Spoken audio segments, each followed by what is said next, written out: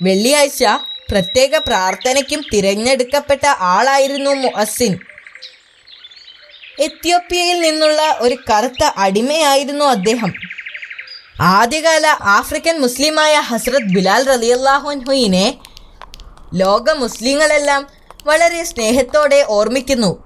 പടിഞ്ഞാറൻ അറേബ്യയിലെ ഒരു മലമ്പ്രദേശത്തുള്ള ഒരു ഗ്രാമത്തിലാണ് അദ്ദേഹം ജനിച്ചത്. അദ്ദേഹത്തിൻ്റെ പിതാവിൻ്റെ പേര് റബ്ബാഹ് എന്നും മാതാവിൻ്റെ പേര് ഹമാമ എന്നുമാണ്. എത്യോപ്യയിൽ നിന്നുള്ള അടിമകളായിട്ടാണ് അവർ അറേബ്യയിലേക്ക് വന്നത്. ഖുറൈശി ഗോത്രത്തിൽപ്പെട്ട ധനികനായ Umayya bin Khalif bin Safwan എന്ന ആളുടെ അടിമകളായിരുന്നു അദ്ദേഹത്തിൻ്റെ മാതാപിതാക്കൾ. അതുകൊണ്ട് തന്നെ അദ്ദേഹവും ഒരു അടിമയായി യജമാനന് വേണ്ടി ജോലി ചെയ്തു. അവരിൽ ആദ്യം ഇസ്ലാം സ്വീകരിച്ചത് ഹസ്രത്ത് ബിലാൽ റളിയല്ലാഹു അൻഹു ആയിരുന്നു.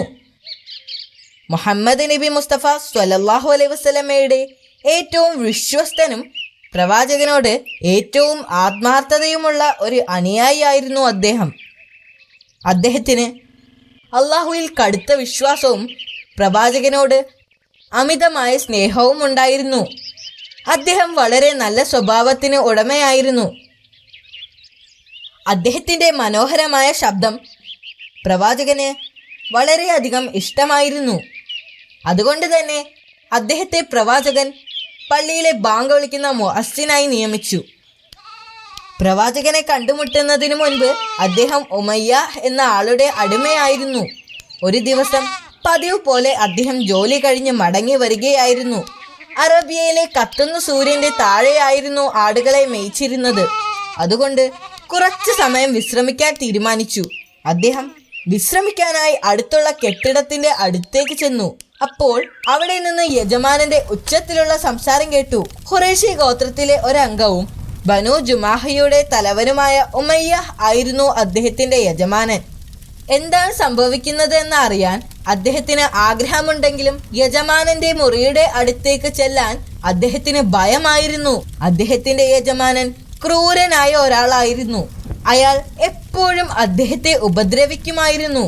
അദ്ദേഹം ജനലിനടുത്തേക്ക് ചെന്ന് നോക്കി. മക്കയിലെ കുലീനരായ കുറച്ച് പേരോടൊപ്പം അദ്ദേഹത്തിന്റെ യജമാനനെ കണ്ടു. എല്ലാവരും നിരാശരായിരുന്നു. യജമാനന്റെ ശബ്ദം വീണ്ടും ഉയർന്നു. മുഹമ്മദ് ഇത്തരമൊരു നഗരത്തെ ശല്യപ്പെടുത്തുന്നതിനെ നമ്മൾ അനുവദിക്കരുത്. അയാൾ നമ്മുടെ വിഗ്രഹങ്ങളെ അനാദരവോടെയാണ് പരിഗണിക്കുന്നത്. അവൻ പറയുന്നത് ലോകത്ത് ഒരേയൊരു ദൈവമേ ഉള്ളൂ, എല്ലാവരും ആ ദൈവത്തെ ആരാധിക്കണമെന്നാണ്. അത് അർത്ഥമാക്കുന്നത് എന്താണെന്ന് അറിയാമോ? എൻ്റെ ആജ്ഞ അനുസരിക്കുന്ന അടിമയും മക്കയിലെ മാന്യനായ ഞാനും ഒരേ ദൈവത്തെ ആരാധിക്കണമെന്നാണോ? ഇത് പരിഹാസ്യമാണ്. അത് എങ്ങനെ സാധിക്കും? അപ്പോൾ മറ്റൊരാൾ മറുപടി പറഞ്ഞു, നമ്മളൊരു ആപത്തിൽ പെട്ടിരിക്കുകയാണ്. മുഹമ്മദിന്റെ സ്വഭാവം എല്ലാവർക്കും അറിയാം. സത്യസന്ധതയ്ക്കും വിശ്വാസത്തിനും പേര് കേട്ടവനാണ് അവൻ. അപ്പോൾ ഉമയ്യ മറുപടി പറഞ്ഞു, അങ്ങനെയാണെങ്കിൽ നമ്മൾ അദ്ദേഹത്തിന് ഭ്രാന്താണെന്ന് എല്ലാവരെയും പറഞ്ഞു ബോധ്യപ്പെടുത്തണം. അത് നല്ല ആശയമാണ്, മറ്റുള്ളവർക്ക് തോന്നി. ഈ തീരുമാനം അവർ അംഗീകരിച്ചുകൊണ്ട് എല്ലാവരും വീടുകളിലേക്ക് മടങ്ങി. ആ രാത്രിയിൽ ഉറങ്ങാൻ ബിലാൽ റളിയല്ലാഹു അൻഹുവിന് കഴിഞ്ഞില്ല. യജമാനന്റെ വാക്കുകളെക്കുറിച്ച് അദ്ദേഹം ചിന്തിച്ചു. പ്രവാചകൻ മുഹമ്മദ് നബി മുസ്തഫ സ്വല്ലല്ലാഹു അലൈഹി വസല്ലം പറയുന്നതാണ് സത്യമായിട്ടുള്ളത്. എന്തുകൊണ്ടാണ് മക്കയിലെ പ്രമുഖന്മാർ അദ്ദേഹത്തിന് നേരെ തിരിഞ്ഞത്? യജമാനൻ ഉണ്ടാക്കിയ പദ്ധതികളിൽ ആളുകൾ വിശ്വസിക്കുമോ എന്ന് അദ്ദേഹം ആശങ്കപ്പെട്ടു. ദൈവം ഒന്നേയുള്ളൂ എന്ന് പ്രവാചകൻ പറഞ്ഞതാണ് സത്യം. പ്രവാചകൻ മക്കയിലെ ഏറ്റവും നിഷ്കളങ്കനും വിശ്വസ്തനും സത്യസന്ധനുമാണെന്ന് അദ്ദേഹത്തിന് അറിയാമായിരുന്നു.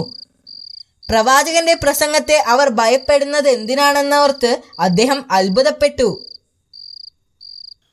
അടുത്ത ദിവസം ആളുകൾ പ്രവാചകനെ കുറിച്ച് സംസാരിക്കുന്നതും അദ്ദേഹം കേട്ടു.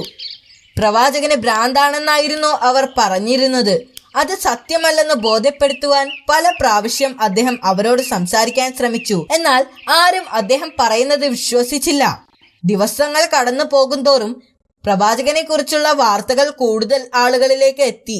ആളുകൾ പ്രവാചകന്റെ അനുയായികളായി മാറുന്നതിനെക്കുറിച്ചും ഇസ്ലാമിലേക്ക് മതപരിവർത്തനം നടത്തിയവർ പീഡിപ്പിക്കപ്പെടുന്നതായും കൊല്ലപ്പെടുന്നതുമായുള്ള വാർത്ത അദ്ദേഹം കേട്ടിരുന്നു. പ്രവാചകനെ കുറിച്ച് അദ്ദേഹം ഉത്കണ്ഠയായി. അദ്ദേഹത്തിന് ഒന്നും ചെയ്യാൻ പറ്റില്ലായിരുന്നു. അദ്ദേഹത്തിന്റെ വേദന കോപമായി തീർന്നു. ഞാൻ ഈ ക്രൂരതകൾക്കെതിരെ പ്രതികാരം ചെയ്യുമെന്ന് അദ്ദേഹം സ്വയം പറഞ്ഞു. ഒരു ദിവസം അബൂജഹലിന്റെ കൈകളാൽ അംർ ബിൻ യാസിർ റളിയല്ലാഹു അൻഹുവിന്റെ ഉമ്മയും വാപ്പയും രക്തസാക്ഷിയായി എന്ന വാർത്ത അദ്ദേഹം കേട്ടു. ബിലാൽ റളിയല്ലാഹു അൻഹു അംർ ബിൻ യാസിർ റളിയല്ലാഹു അൻഹുവിനെ അറിയാമായിരുന്നു. മക്കയിലെ നിഷ്കളങ്കനും സത്യസന്ധനുമായ ഒരു യുവാവായിരുന്നു അദ്ദേഹം. അംർ ബിൻ യാസിർ റളിയല്ലാഹു അൻഹുവിന്റെ യജമാനനായ അബൂജഹലിനെ അദ്ദേഹത്തിന് നേരത്തെ അറിയാമായിരുന്നു. മക്കയിലെ ഖുറൈശികളിൽ ക്രൂരതയ്ക്ക് പേര് കേട്ട ആളായിരുന്നു അദ്ദേഹം.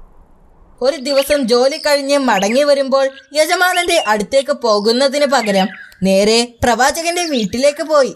അപ്പോഴാണ് അള്ളാഹുവിന്റെ ദൂതനായ പ്രവാചകൻ മുഹമ്മദ് നബി മുസ്തഫ സ്വല്ലല്ലാഹു അലൈഹി വസല്ലമയെ അദ്ദേഹം നേരിട്ട് കാണുന്നത്. അദ്ദേഹം കാണുമ്പോൾ പ്രവാചകന് നല്ല പൊക്കവും ഈമാന്റെ പ്രകാശവും ഉണ്ടായിരുന്നു. ബിലാൽ റളിയല്ലാഹു അൻഹു പ്രവാചകനെ കണ്ടപ്പോൾ അദ്ദേഹത്തിന്റെ ഹൃദയം നഷ്ടപ്പെട്ട പ്രതീക്ഷകൾ വീണ്ടെടുത്തു. കുറച്ചു സമയം പ്രവാചകൻ അദ്ദേഹത്തോട് സംസാരിച്ചു. പ്രവാചകന്റെ സംസാരം കേട്ടപ്പോൾ അദ്ദേഹത്തിന് അവിടെ നിന്ന് പോകാൻ തോന്നിയില്ല. അതോടെ അദ്ദേഹം ഇസ്ലാം മതം സ്വീകരിക്കാൻ തീരുമാനിക്കുകയും ഇസ്ലാമിനു വേണ്ടി സമർപ്പിക്കപ്പെട്ടതായി പ്രഖ്യാപിക്കുകയും ചെയ്തു. ബിലാൽ റളിയല്ലാഹു അൻഹുവും അനുയായികളും രാത്രിയുടെ ഇരുട്ടിൽ ഒരു യോഗം ചേർന്നു. പ്രവാചകന്റെ വാക്കുകൾ അവരുടെ ജീവിതം മാറ്റിമറിച്ചു. വിഗ്രഹങ്ങളെ ആരാധിക്കുന്നതിൽ അവർ ഇനി വിശ്വസിക്കുകയില്ല. കാരണം അവർ ഇപ്പോൾ അള്ളാഹുവിനെ കുറിച്ച് കൂടുതൽ മനസ്സിലാക്കിയിരുന്നു. കഥ ഇഷ്ടമായോ അബു? നാളെ മറ്റൊരു കഥ പറയാം.